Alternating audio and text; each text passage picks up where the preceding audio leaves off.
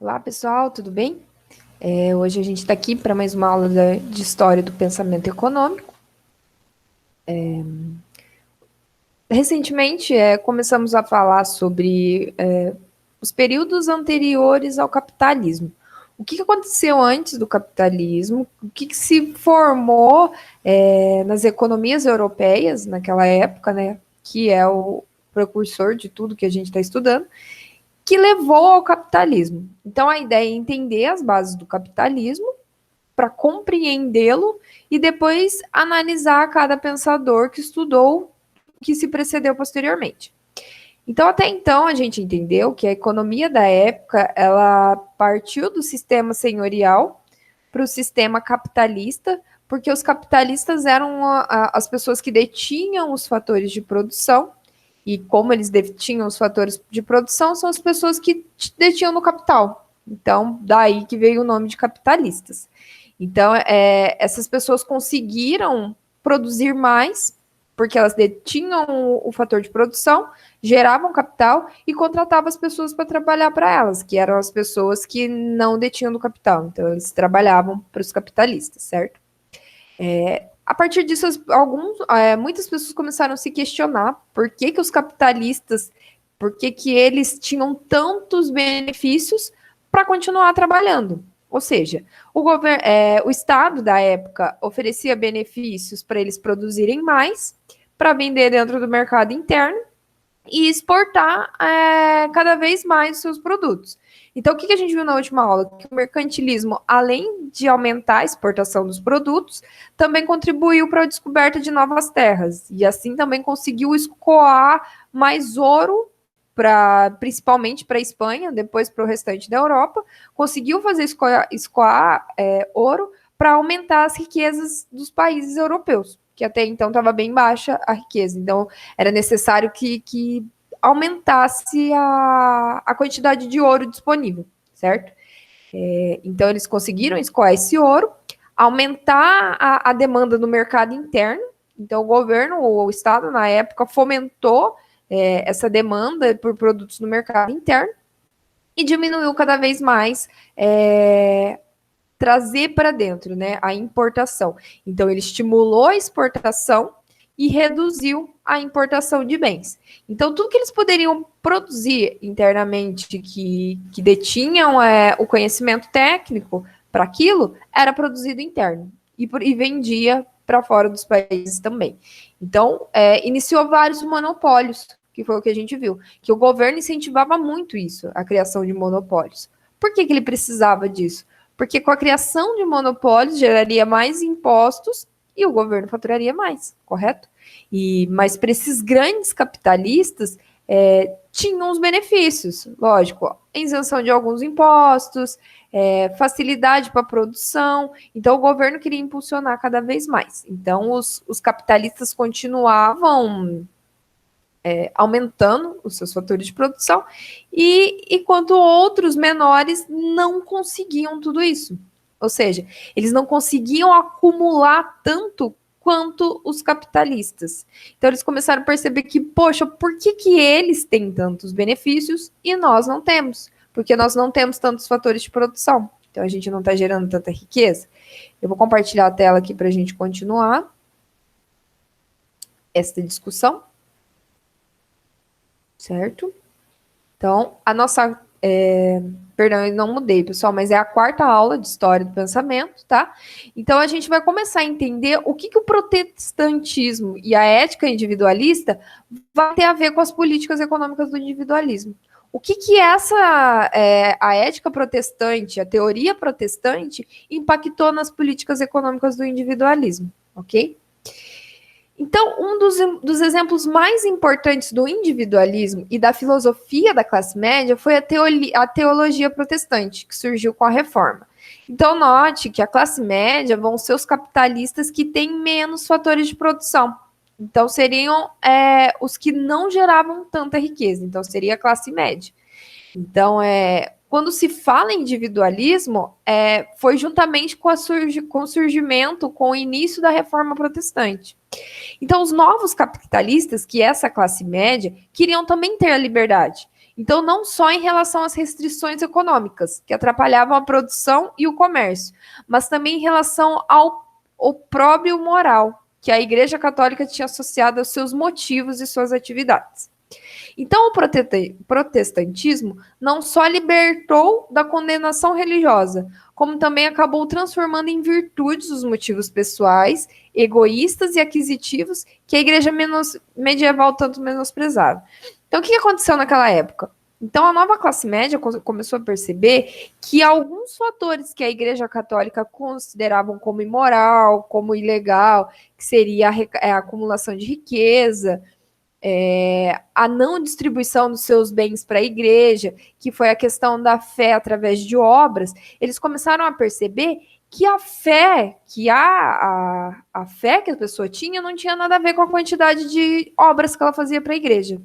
Então, o protestantismo nada mais foi criado por essa nova classe média, porque ela começou a perceber que a igreja se beneficiava das obras que os capitalistas faziam, enquanto essa nova classe média não tinha toda essa liberdade, não tinha toda essa... não conseguia tantos benefícios em relação. Então, eles começaram a perceber que para a pessoa ser boa, que para a pessoa, ter uma fé não era necessário obras, mas simplesmente o fato dela acreditar e ter a fé em relação ao Deus. Então, o protestantismo e a ética individualista. Então, os principais mentores do movimento protestante estavam muito próximos da posição católica, em questões como a usura, o preço justo. Então, eles ainda acreditavam nisso, certo? Que o preço justo devia ser praticado, e eles estavam muito próximo da posição católica nesse sentido. Na maioria das questões sociais, eles eram profundamente conservadores. Mas apesar do conservadorismo dos fundadores do protestantismo, essa visão religiosa contribuiu para a influência crescente da nova filosofia individualista, certo? Vamos entender mais ou menos por que essa teoria que eles acreditavam, que os protestantes fizeram, acabou impactando na filosofia individualista. Então, o princípio básico do protestantismo, que preparou o terreno para atitudes religiosas que deveriam aprovar práticas econômicas da classe média, era a doutrina que os homens eram justos pela fé e não pelas obras. Então, o princípio deles seria a base das práticas econômicas da nova classe média. Então, a Igreja Católica, ela sempre ensinou que os homens se tornavam bons pelas obras. Então, faça as suas obras que vocês se tornam bons. Então, ser justo pelas obras não queria dizer que o indivíduo pudesse salvar-se por si próprio. Significava que ele poderia ser salvo por intermédio da igreja. Então, se ele fizesse obras para a igreja, ele deveria ser salvo. Daí o poder do clero.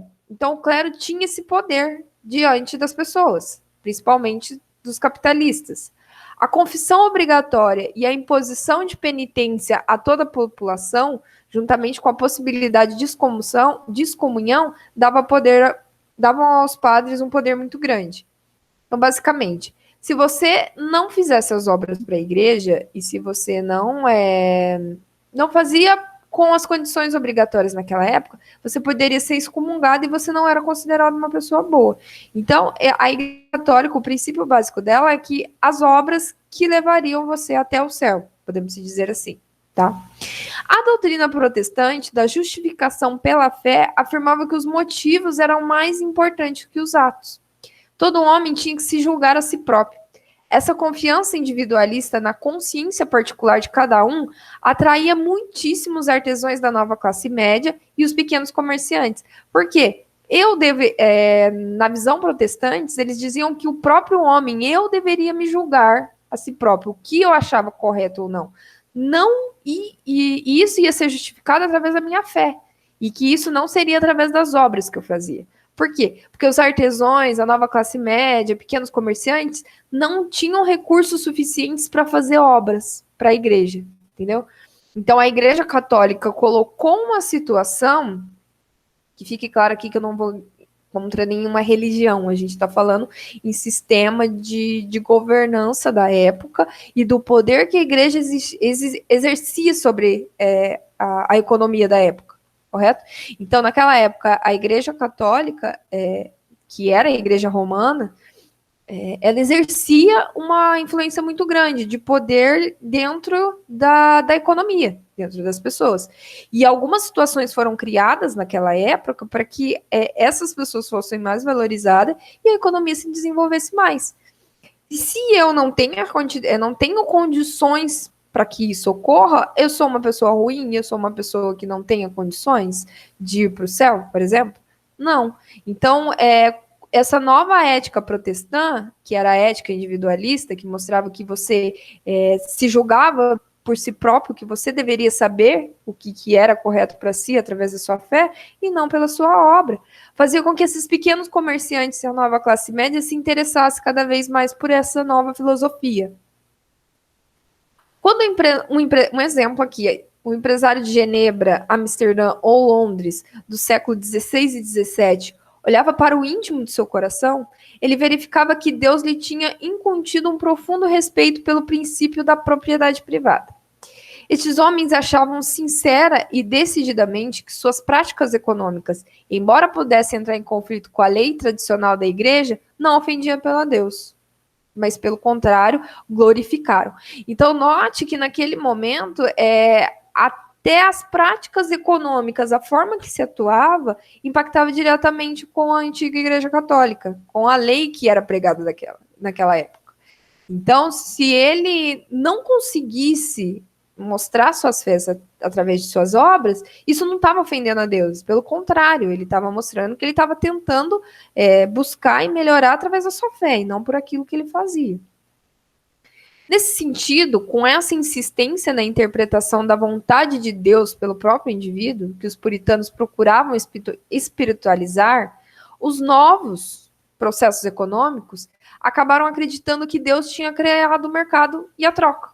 Então, que esse ciclo econômico que a gente tanto determina, eles acabaram acreditando que Deus tinha criado tudo aquilo. Todavia, não levou muito tempo até que os protestantes expusessem um dogma que esperavam e viesse ser aceito por todos. As novas doutrinas enfatizavam a necessidade de sair-se bem em sua passagem pela terra como o melhor caminho para agradar a Deus e ressaltavam a diligência e o trabalho duro. Ou seja, eles mostravam que, através do trabalho duro, da fé e daquilo que você praticava na terra, que levaria o caminho para agradar a Deus, não as obras que você fazia para a igreja. A antiga desconfiança cristã, das riquezas, traduziu-se numa condenação da extravagância e da dissipação desnecessária da riqueza. Assim, a ética protestante ressaltava a importância do ascetismo e da frugalidade abstêmica, ou seja, o valor religioso baseado no trabalho constante, sistemático e eficiente, por iniciativa própria, como um meio mais rápido de se assegurar a salvação e de se glorificar a Deus, tornou-se um poderosíssimo instrumento de expansão econômica. Então, as limitações rígidas do consumo, por um lado, e por outro, a intensificação metódica da produção, só poderiam ter um resultado: a acumulação de capital. Então, a ética protestante diziam que a acumulação do capital era digna, sim, diante de Deus, dado o trabalho e o esforço duro que você tivesse. E isso não era uma condenação divina, pelo contrário, que isso era uma coisa até que Deus tinha criado. Então, essa ética individualista pensava-se cada vez mais em mim do que numa igreja como sociedade, certo? Numa igreja como poder, com a igreja que poderia mandar nas pessoas, certo? Que ela tinha esse poder em cima das pessoas. E a ética protestante individualizou tudo isso. Então, isso acabou, aqui, como a gente vê, as limitações rígidas de consumo acabou impactando diretamente na economia capitalista. Por quê? Se não é mais errado eu consumir muito e acumular muito capital, ter muita riqueza, todo mundo ia fazer isso. Então, isso não era mais ruim. Pelo contrário, Deus exaltava isso. Então, as pessoas começaram a fazer cada vez mais. E isso acabou impulsionando o capitalismo. Assim, embora nem Calvinho nem Lutero tenham embora nem Calvinho nem Lutero tenham sido porta-vozes da nova classe média capitalista, no contexto de um novo individualismo religioso, os capitalismos encontraram uma região no qual, com o tempo, os lucros passavam a ser considerados uma vontade de Deus, uma marca de seus favores e uma prova de sucesso em ter sido chamado. Então, você note que é muito mais fácil para as pessoas que querem acreditar em ter riqueza, em acumular riqueza e trabalhar duro para isso, de que isso é uma vontade de Deus e que não é ruim, certo? Então, eles não colocaram os precursores do capitalismo como porta-vozes daquilo, mas sim eles praticavam uma ética religiosa do individualismo, certo? Então, era como se fosse uma nova religião para os capitalistas, porque aquela região pregava o que eles queriam fazer, principalmente para a nova classe média e os proprietários de pequeno comércio. Então, o que eles gostariam que fosse, eles transformaram essa ética individualista, que acarretaram nas políticas econômicas do individualismo. Então, durante todo o período do mercantilismo, esse novo individualismo levou a inúmeros protestos contra a subordinação dos assuntos econômicos à vontade do Estado. Então, os assuntos da economia eles não queriam mais que fosse vontade do Estado, certo? Então, desde meados do século XVII, quase todos os autores mercantilistas condenaram os monopólios concedidos pelo Estado a outras formas de proteção e favoritismo da economia interna. Então, tudo que o Estado se favorecia, algumas situações, acabou sendo renegada pela ética do individualismo. Então, muitos achavam que um mercado em concorrência, que colocava um comprador diante de outro, um vendedor diante de outro, e um comprador contra vendedor, a sociedade lucraria mais se o preço pudesse flutuar livremente, encontrando seu nível adequado de equilíbrio do mercado.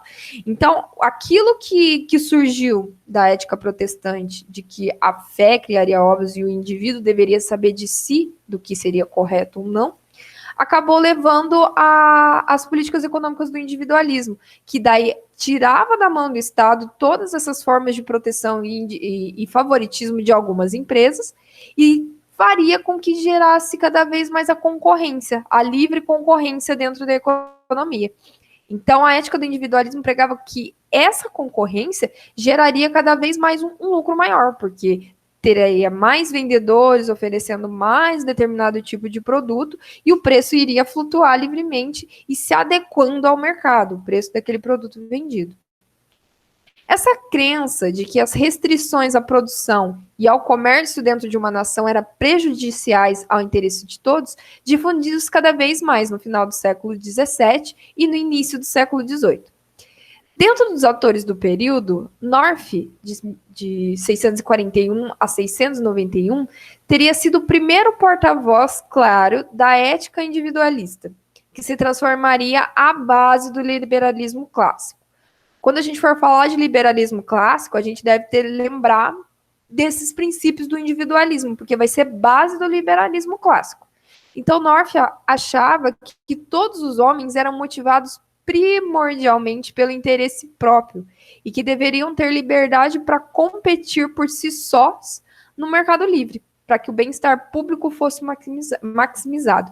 Então, essa ética queria maximizar o bem-estar público e interesses de cada um, de cada vendedor, de cada consumidor, para que esse mercado pudesse trabalhar livremente.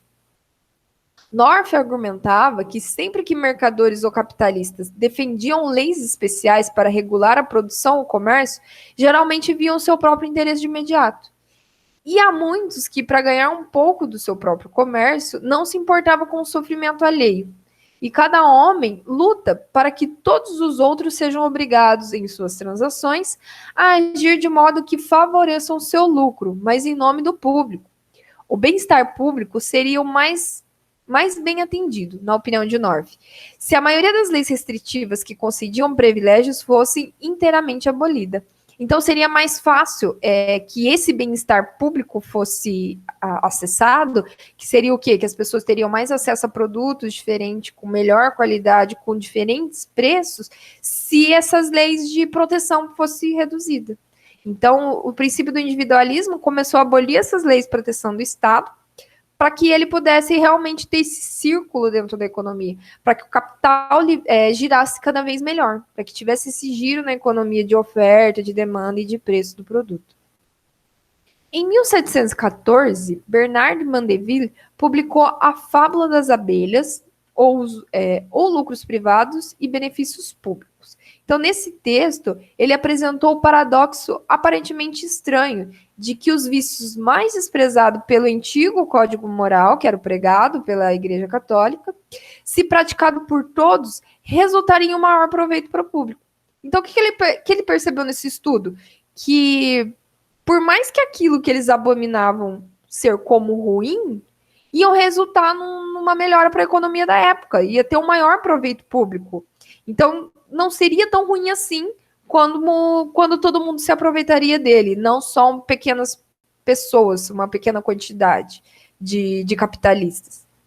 Ele afirmava que o egoísmo, a ambição, o comportamento aquisitivo tenderiam a contribuir para a industrialização e para uma economia próspera.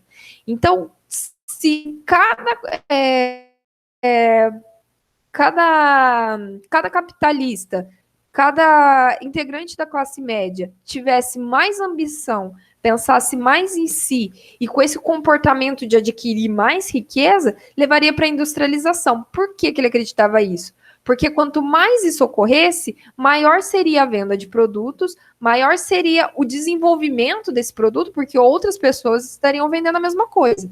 Então pense o seguinte, que se eu tenho essa caneta e várias pessoas vendem canetas iguais, se eu quero ter mais riqueza, ganhar mais dinheiro com essa caneta, que é a ambição, e eu pensar em mim, que eu quero aumentar, eu vou desenvolver uma caneta melhor para vender ela mais cara e para que as pessoas se interessam mais por ela. Então, aquilo que o Código Moral antigo abominava seria uma nova forma de desenvolvimento econômico, uma forma para contribuir para a industrialização daquilo que era produzido na época. A resposta para esse paradoxo era, obviamente, que aquilo visto como um vício pelos moralistas medievais eram as próprias forças motivadoras que impeliam o novo sistema capitalista. Então, aquilo visto como imoral era o que impedia que desenvolvesse o período, que aquele período se desenvolvesse cada vez mais. Então, muitos capitalistas tinham lutado durante toda a época mercantilista para libertar-se de todas as restrições em sua busca por lucro. Essas restrições, que só beneficiavam um número relativamente pequeno de companhias de comércios mais antigas e já estabelecidas e monopolistas, eram fruto das leis paternalistas e que eram remanescentes da versão feudal da ética paternalista cristã, que foi o que a gente falou nas últimas aulas. Então, por mais que tenha caído o sistema feudal, a ética paternalista ainda estava muito presente para os capitalistas. E eles eram uma pequena parte. Os monopolistas que detinham o maior capital da época eram uma pequena parte. E a classe média estava crescendo cada vez mais. E eles se apegavam àquela ética paternalística. Aquela ética cristã paternalista. Então é muito comum isso. Por quê? Porque se eles estavam no poder, eles queriam se manter no poder. Tá bom daquele jeito, não precisava se alterar para eles. Eles estavam cada vez mais acumulando riqueza. Então, quando esse estudo saiu para a época, pode ter parecido um absurdo, mas o que ele estava querendo perceber é que a ética paternalista cristã que devia do sistema feudal, que derivava dele, acabava ajudando só um pequeno grupo de pessoas, não muita gente. E que essa versão acabava atrapalhando, não impulsionando a industrialização, não impulsionando o desenvolvimento da economia da época. Então, inúmeros mercadores e capitalistas novos procuravam minar as posições privilegiadas dos monopólios dos mercadores mais antigos e criar um sistema sociopolítico mais voltado para a busca de livre e desinibida do lucro. Os mercadores e capitalistas que investiam em grandes somas em empreendimentos no mercado não podiam depender da força dos costumes para proteger seus investimentos. Tampouco eles podiam buscar efetivamente lucros no emaranhado de restrições governamentais, que caracterizavam o início da época mercantilista. Então, toda a burocracia da época mercantilismo acabava atrapalhando esses mercadores, e eles não conseguiam ter esse livre mercado, ter acesso a tudo isso. Então, aqui pode notar que, para eles alcançar o lucro era muito difícil, porque estava na mão dos monopolistas da época. A busca do lucro só poderia ser eficaz em uma sociedade baseada na proteção dos direitos de propriedade e na certeza do cumprimento dos compromissos contratuais impessoais entre os indivíduos. Nesse quadro institucional, os capitalistas não tinham o poder de continuar buscando lucros livremente. Então, se continuasse da mesma forma, somente os capitalistas podiam continuar buscando lucros, e as outras pessoas não. A nova ideologia que estava se enraizando firmemente nos séculos 17 e 18 justificava esses motivos e as relações entre os indivíduos. Então, ao mesmo tempo, uma mudança igualmente importante estava ocorrendo na maneira pela qual os ideólogos econômicos explicavam os preços, a natureza e a origem dos lucros. Então, eles conseguiam explicar tudo isso, da onde viriam os lucros e a origem deles, mas não conseguiam arrastar para os demais. Então, note que,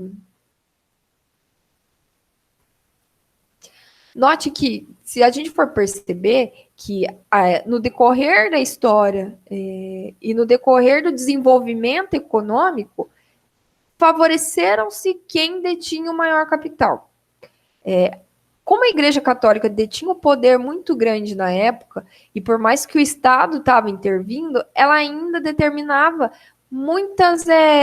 o comportamento das pessoas. Então, o que a igreja dizia, o que a Igreja Católica determinava o comportamento, inclusive do mercado, inclusive da economia.